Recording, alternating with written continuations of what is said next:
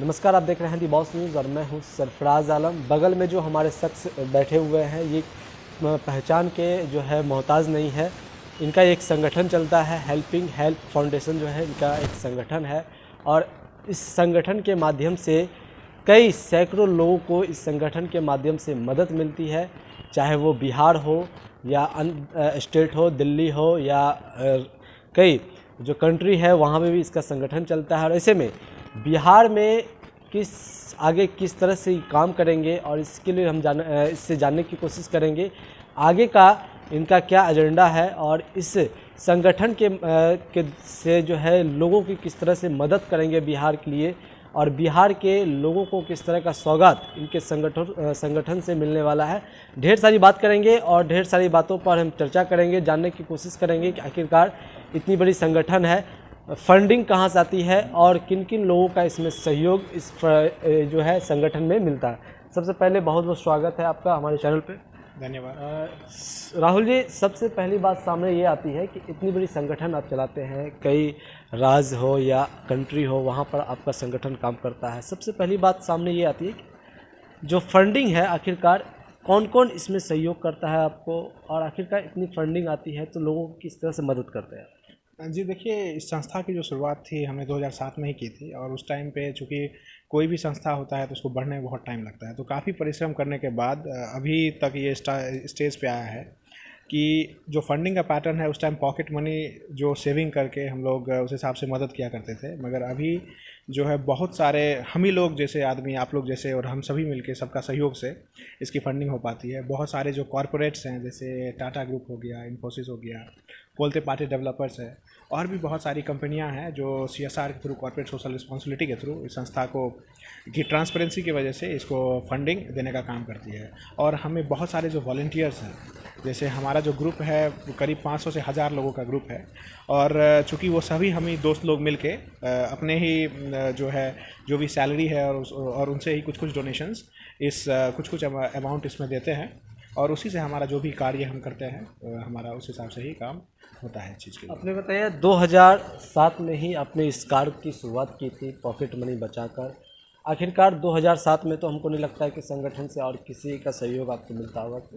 उस टाइम आप किस तरह का लोगों तक सहयोग करते थे और अब किस तरह का सहयोग आप लोगों के बीच कर रहे हैं? देखिए, सहयोग तो सहयोग होता है, चाहे वो छोटे मात्रा में हो या बड़े मात्रा में हो। उस टाइम जो हमारा सहयोग रहता था बहुत छोटे अमाउंट में हम लोगों की मदद करते थे। चूँकि हमारा ग्रुप शुरू से ही बड़ा रहा है, मतलब 30-40 लोग का हम लोग का ग्रुप था उस टाइम से, तो वो एक ठीक ठाक अमाउंट, मान लीजिए 2000-3000 इस तरह का अमाउंट हो जाता था और उससे हम किसी बच्चे का मान लीजिए एजुकेशन फाइनेंस कर देना या किसी गरीब के लिए जो मान लीजिए 1 महीने का राशन दे देना, वो हम किया करते थे। अभी वो दायरा को हमने बढ़ा दिया है। उस टाइम एक आदमी का मदद हम कर पाते थे और चूँकि हम सभी मिल करके इस काम को अंजाम दे रहे हैं तो अभी वही दायरा 150-200 आदमी हो गया है। जैसे एजुकेशन से रिलेटेड हम किट देते हैं तो उस टाइम में सिर्फ 40-50 लोगों तक हम अपना मदद पहुंचा पाते थे, मगर सभी के कोऑपरेशन से अभी यही जो संख्या है 3000 तक पहुंच चुकी है। उनका फुल प्रोफेशन कुछ अलग है। जैसे इस संस्था में बहुत सारे लोग हैं, जैसे मान लीजिए सुप्रीम कोर्ट के एडवोकेट्स हो गए, कोई डॉक्टर है, कोई CA है, कोई कॉर्पोरेट में काम कर रहा है, इंजीनियर भाई हैं हमारे, तो उन सभी जो हैं वो सब भी कुछ ना कुछ मंथली मॉनेटरी डोनेशन के फॉर्म में कुछ फंड करते हैं। तो एक मान लीजिए जो भी अमाउंट उससे इकट्ठा हो पाता है तो हम सभी की जो कोर कमेटी है उस हिसाब से हम डिसाइड करते हैं कि किस तरह का चीज़ हमें करना चाहिए और कहाँ पे मान लीजिए हमें ज़रूरत है काम करने की, और उस हिसाब से हम करते हैं। अगर मदद नहीं कर पाते हैं, उनकी इच्छा होती है, तो हमारा वेबसाइट है, आप वहाँ पे जा सकते हैं, approach.org.in है, वहाँ पे डोनेट का बटन है, आप उस बटन को दबा करके मनचाही जो भी राशि आपको देना है वो आप दे सकते हैं और हमारे सहयोग में जुड़ सकते हैं। और सिर्फ आप बस ये मॉरल रिस्पॉन्सिबिलिटी आपको ये नहीं है, जो भी किट पैकिंग वगैरह होती है और जैसे भी आपका जो एक अमाउंट दिया हुआ है उसमें आप सम्मिलित भी होइए। हमारा कार्यक्रम जहाँ भी होता है आप ओपनली इन्वाइटेड हैं, तो उस कार्यक्रम को आप आके देख सकते हैं कि हमारा जो भी अमाउंट आप दे रहे हैं उसका किस तरह से हम यूटिलाइजेशन कर रहे हैं, किट पैकिंग से लेकर हर एक चीज़ में। मोस्टली जो भी हम लोग किट पैकिंग करते हैं वो लोग डोनर्स ही होते हैं, वो वॉलंटियर्स उस हिसाब से है, तो आप वहाँ भी कर सकते हैं या हमसे भी आप जुड़ सकते हैं। मेरा जो व्हाट्सएप नंबर है 8448644870 है, आप उस पर भी हमसे पर्सनली भी कांटेक्ट कर सकते हैं, और जो भी वॉलंटियर्स है वो आपका रिसीव करेगा कॉल, और आपको हर एक तरह की जानकारी इस ऑर्गेनाइजेशन के बारे में दे सकते हैं। अब सवाल और रहेगी, क्योंकि बिहार में आप किस तरह का काम करेंगे, बिहार के आप हैं और बिहार में भी काफ़ी जो लोग हैं वो आर्थिक मंदी से गुजर रहे हैं, ऐसे में किस तरह का आप बिहार में मदद करना चाहेंगे और आगे का क्या प्लान है बिहार के लिए? देखिए, बिहार जन्मभूमि रहा है, और चूँकि मेरा जन्म यहाँ हुआ है तो इस हिसाब से थोड़ा एक सेंटिमेंटल जुड़ाव भी है बिहार से लेकर के। इसीलिए मैं बिहार वासियों का मतलब हर तरह से जितनी मेरी सामर्थ्य है और जितने सब लोग एकजुट होकर के मान लीजिए मदद कर सकते हैं वो करने का प्रयास करेंगे। जैसे बिहार से बाढ़ से भी लोग त्राहिमाम रहते हैं और ऐसे में कई तरह की आपदा आती है, उसमें लोग जो है बिखर जाते हैं। इस तरह की मदद लोग को चाहिए और ऐसे में आप किस तरह की मदद करेंगे? जी, हर तरह से मदद करने की कोशिश करेंगे। सबसे पहली बात जो बिहार जिससे जूझ रहा है वो है कोविड के बाद से भुखमरी और पोवर्टी और हंगर का इशू बहुत है। तो हम कोशिश किए थे पिछला इवेंट में भी कि करीब 100 से 200 फैमिलीज़ को हमने एक महीने का राशन देने का काम किया था। पहला बात तो वो, और एजुकेशन मतलब इलिटरेसी भी एक क्षेत्र है जहाँ पे मान लीजिए काम बहुत कम रह गया है, और जितना भी सरकार अपने स्तर पे बहुत कुछ कर रही है, अगर हम जैसे ऑर्गेनाइजेशन भी इसमें सम्मिलित होते हैं तो सरकार का काम थोड़ा सा आसान हो पाएगा। तो हम इलिटरेसी को भी दूर करने का प्रयास करेंगे, जिसमें स्कूल किट इवेंट हमारा होता है हर एक साल।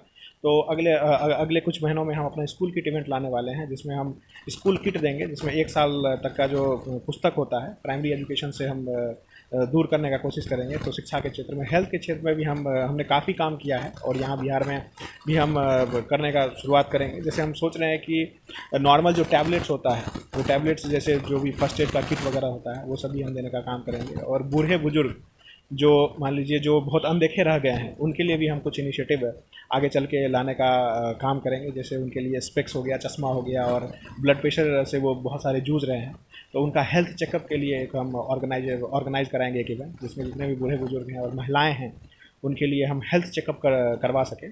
तो उसके लिए हम आगे जो रणनीति बनेगी उसमें हम ये सब प्रावधान है। कुछ महीनों में आपको देखने को मिलेगा कि हम इस क्षेत्र में भी, हेल्थ के क्षेत्र में, एजुकेशन के क्षेत्र में, बिहार में जी बिहार में ही, बिहार की मैं बात कर रहा हूँ। तो बिहार में हर हिसाब से जो हमारी ऑर्गेनाइजेशन है, जितनी भी काम करते हैं, भुखमरी से लेकर के, हेल्थ से लेकर के, इलिटरेसी से लेकर के, जो है रक्तदान से लेकर के, कैंसर पीड़ित की मदद भी हम मान लीजिए करना चाहेंगे। तो बिहार में ये सारा चीज़ जो है, जो भी चीज़ ये हम बिहार में जो भी परेशानियां हैं, हम अपने स्तर पे कोशिश करेंगे, और हम ये चाहते हैं कि आप लोगों का भी ज़्यादा से ज़्यादा सहयोग रहे, ताकि हम ज़्यादा से ज़्यादा लोगों तक हम पहुंच सकें। ये आपकी नई प्लानिंग है कि आप इस तरह से काम हमको बिहार में करना है? जी बिल्कुल, ये नया स्तर से हमारी जो कोर कमेटी की बैठक हुई है, इसमें प्लान किया गया है कि किस हिसाब से इस चीज़ को मान लीजिए आगे बढ़ाया जा सके। शिक्षा को लेकर भी अगर बात करें तो बिहार की तकरीबन शिक्षा व्यवस्था जो है वो पूरी तरह से चौपट है। लोग सुदूर इलाकों में जो है शिक्षा व्यवस्था नहीं मिल पाती। क्या इसके लिए आप सोचे हैं अपने तरफ से कि इस पर भी काम करना होगा, करना चाहिए इस पर भी? जी बिल्कुल, शिक्षा एक ऐसी चीज़ है कि मान लीजिए शिक्षा, अगर आप लिटरेट पॉपुलेशन है तो वो एम्प्लॉयड पॉपुलेशन कहीं ना कहीं हो ही जाएगा। तो लिटरेसी के क्षेत्र में काम करना बहुत ही ज़रूरी है। जिस हिसाब से बिहार की स्थिति देखें तो गवर्नमेंट अपने हिसाब से पूरा जोर शोर से तैयार कर ही रही है, और हम भी कोशिश करेंगे कि ज़्यादा से ज़्यादा परेशानी को दूर कर सके। इसके लिए हमारा स्कूल किट इवेंट है, जिसमें हम प्राइमरी स्कूल्स के बच्चे जो होते हैं उसको हम बुक्स वगैरह प्रदान करते हैं हर साल।